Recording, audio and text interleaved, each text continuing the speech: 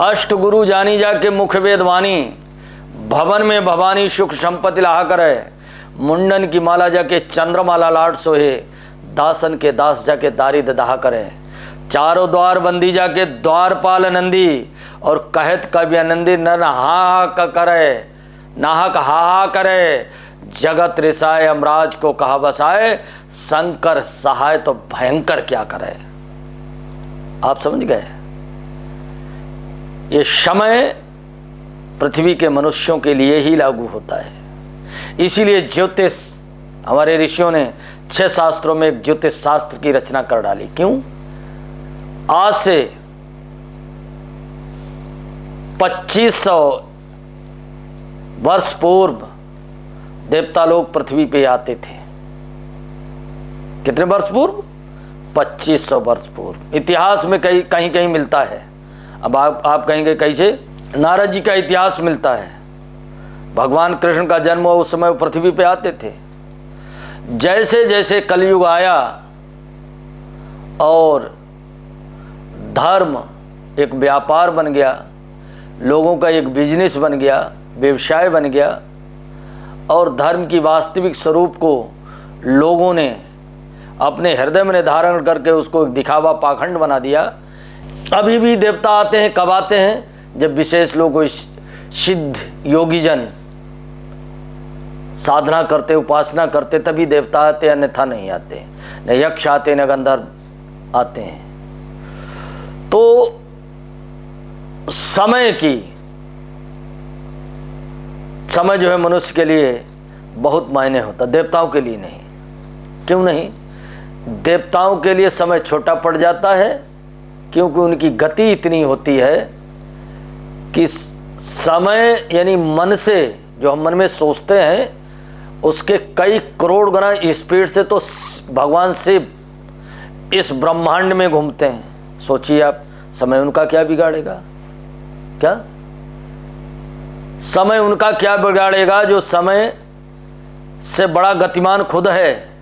लेकिन हम गतिमान इतने हैं ही नहीं। क्यों?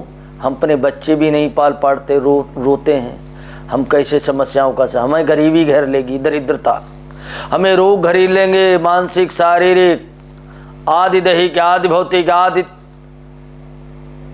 दैहिक, ये 3 प्रकार के रोग, इन्हीं से डरते रहते हैं। और तुम्हें बता दूं, सुखों में ही दुख का निवास होता है। जिस सुख की हम चाहत करते हैं, हम जीवन भर संघर्ष करते हैं और सुख तो उत्पन्न कर लेते हैं, लेकिन उस सुख को सहेजने के लिए हम अपने उसी धन, वैभव, पावर का इस्तेमाल करते हैं। अंत तो गत्वा वो सहज नहीं हो पाता है। हमारे ही अगल बगल के लोग हमारा सुख छीन लेते हैं और हम दुखों के गर्त में चले जाते हैं। तो करना क्या है? किसी ज्योतिषी के पास जाइए, जन्म कुंडली दिखाइए और पूछिएगा कि भाई साहब, हमने सुख को जो संचित किया है ये सहज कैसे हो पाए, इसका उपाय क्या? धर्मो धार्येत धर्मो रक्षति रक्षिता। आप धर्म की रक्षा करेंगे, धर्म आपकी रक्षा करेगा। ध्यान देने वाली बात। इसलिए आज के शिव ज्योतिष वाणी में, आज तक की न्यूज चैनल के माध्यम से धनु राशि वाले जातकों के लिए मार्च के महीने का यानी फाल्गुन का आधा महीना और चैत्र का आधा महीना दोनों मिला लें तो मार्च का महीना बनता है। मार्च 1 तारीख दिन शनिवार, फाल्गुन शुक्ल पक्ष द्वितीया तिथि 2025 धनु राशि वाले जातकों के लिए क्या लेकर आए हैं। ग्रहों का परिवर्तन, ग्रहों का संयोग, ग्रहों की युति, क्या क्या आपके भविष्य में क्या क्या किस किस समय का निर्माण करने वाला। तो आओ देखते हैं धनु राशि वाले जात को। सबसे पहले आपके अंदर जो छल और प्रपंच उसका परित्याग कर दीजिएगा, क्योंकि आपके कारक ग्रह हैं बृहस्पति, और बृहस्पति देवगुरु हैं। शुद्ध सरल चित्त वाले देवगुरु बृहस्पति बहुत धीमी चाल से चलते हैं। सबसे अधिक धीमी चाल होती है शनि महाराज की, लेकिन सकारात्मक ऊर्जा का संचारण करने वाले बृहस्पति दूसरे नंबर 13 महीने में एक राशि को पूरा करते हैं लगभग। तो धनु राशि वाले जात को आपको बताएं कि आपके स्वामी इस समय कहाँ बैठे हुए हैं। आपके स्वामी बैठे हुए षष्ठम भाव में। आपके पत्नी से कोई विवाद हो सकता है। आपके मन में चिंताएं, शंकाएं, परेशानियां, पजल होना, कार्य में असफलता, विवाद, रोग, सर में दर्द इत्यादि आपके पैदा हो सकता है। हाँ, थोड़ी छोटी सी आपके पराक्रम में आपका विल पावर बढ़ाएगा इनसे लड़ने के लिए, ये तो सत्य है। लेकिन सबसे बड़ी बात है धनु राशि वाले जात को बुध, शुक्र और चंद्रमा की युति लक्ष्मी नारायण योग बना रही है। क्या लक्ष्मी नारायण योग बना रही है। 14 मार्च के बाद सूर्य भी इसी में प्रवेश कर जाएंगे। 29 मार्च के बाद शनि भी इसमें प्रवेश कर जाएंगे। अब यहां पर बनेगा बुध, राहु, शुक्र, शनि और सूर्य की युति। आप कोई भवन बना सकते हैं। आपने कोई ऋण के लिए अप्लाई किया, नहीं आपको मिल रहा है, वो मिलेगा। आप कोई बिजनेस की तैयारी करते हैं, फास्ट फूड इत्यादि डालने की या बेरबार खोलने की या कोई बहुत बड़ा प्लाट खरीदने की या बेचने की, तो इस समय में 14 मार्च के बाद ये सफलता आपको प्राप्त हो सकती है। धनु राशि वाले जात को समस्या आपकी यह है कि मंगल की आपके ऊपर दृष्टि पड़ रही है और धन भाव में भी।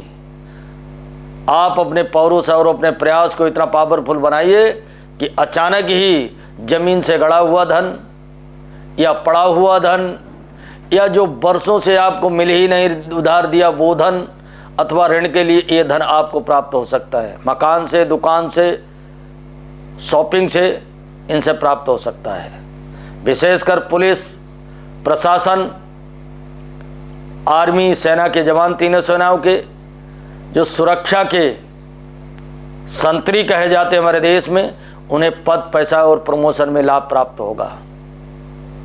डॉक्टर वालों के लिए क्या करना, जो डॉक्टर लाइन में है, चिकित्सक है, उनके लिए मेरी एक सलाह है कि आपका परिवार खुद में ग्रसित होने वाला है, इससे सावधानी। क्यों?